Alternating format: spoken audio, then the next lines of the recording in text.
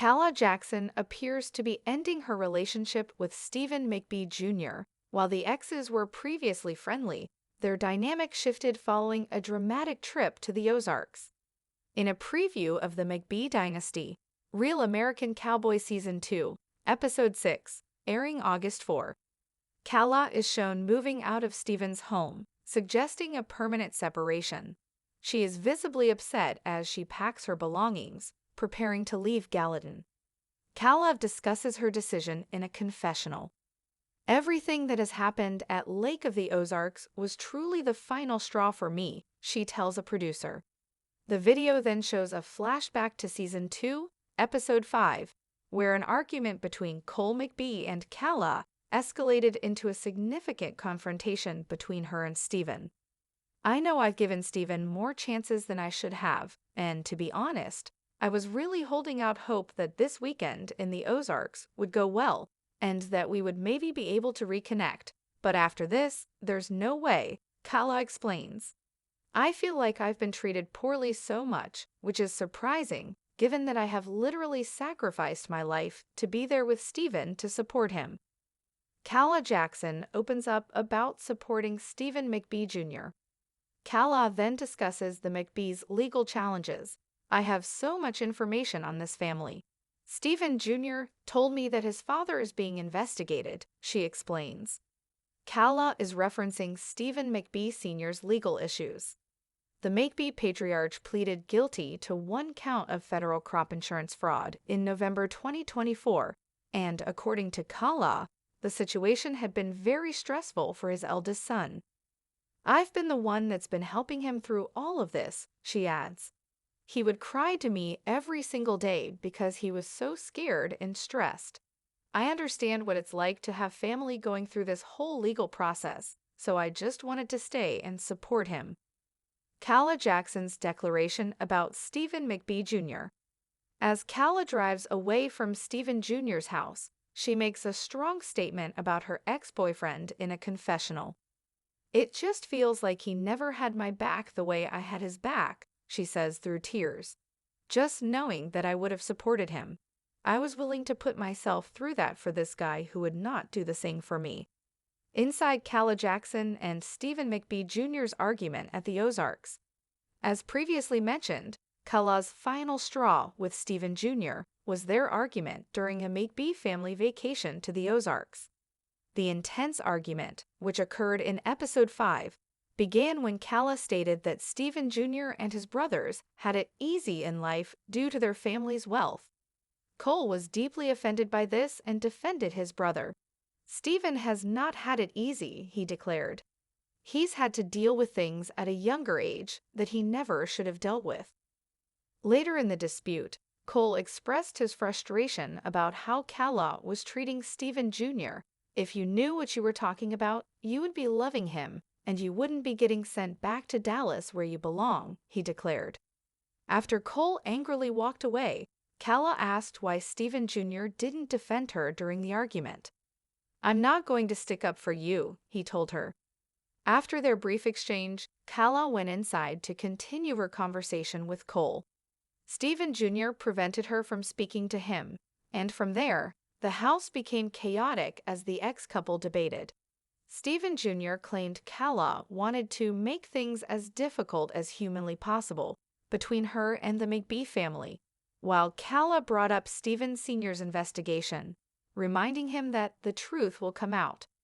The argument concluded with Calah in tears before she packed her belongings and left the Ozarks early. The Missouri sun beat down, not with its usual comforting warmth, but with a harsh, unforgiving glare as Calah Jackson wrestled the last overstuffed box into the back of her SUV. Each item she packed felt heavier than the last, imbued with the weight of shattered hopes and the acrid tang of betrayal. The familiar lines of Stephen McBee Jr.'s sprawling Gallatin home, once a beacon of a shared future, now seemed to mock her with its indifferent grandeur. She wiped a tear that traced a path through the dust on her cheek, leaving a clean, stark line of defeat. Her breath hitched, a familiar tightness seizing her chest. This was it, the final, definitive cut. a permanent severing of ties she clung to with a desperate tenacity, even when logic screamed for her to let go. The drive back to Dallas loomed, a vast, empty canvas stretching before her, ready to be filled with the quiet hum of a life, no longer dictated by Stephen's whims, or the turbulent currents of the McBee family dynasty. Everything that has happened at Lake of the Ozarks was truly the final straw for me, she confessed to the phantom producer in her mind, her voice raspy, thick with unshed tears. The words, though spoken internally, felt like a public declaration, a release of the burden she'd carried for too long. A flicker of memory, sharp and unwelcome, sliced through her resolve. The shimmering expanse of the Ozarks Lake, meant to be a weekend of reconnection, a balm for their strained relationship, had instead become the crucible where their fragile bond had finally shattered. The scent of pine and lake water, once pleasant, now carried the bitter echo of raised voices. The flashback replayed with agonizing clarity.